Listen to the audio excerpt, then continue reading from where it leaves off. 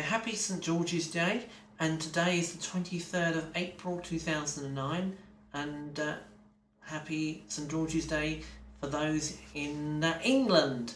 Today we're going to be talking about the needs of disabled people in London and in the UK. At this moment in time, London has a pretty bad attitude towards disabled people. I have found by travelling out of London, I have had a lot more help through things getting 30 miles out of London.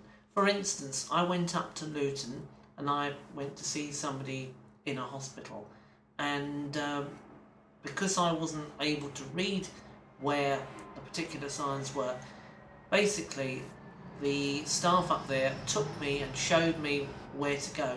Now in London you would not get that sort of help at all.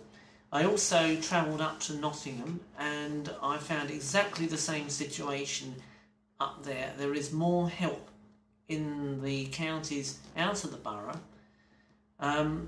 So really London does have to start changing. I mean, we are now approaching the Olympics of 2012, and at the end of the day, you know, disabled people are part of the economy and they do have to be involved. So we're asking for change here.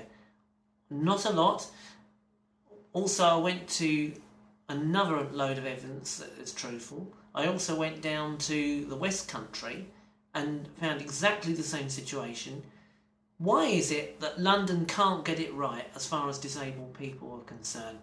When I spoke to the Mayor's officer, well, we're getting there, but you're not. You're not even doing your best. You know, we're going to be exactly the same situation in another, say, 10 years' time. So really, things have to change all round to enable disabled people. Okay, that's the end of the podcast today on this one. Hope you've enjoyed the show.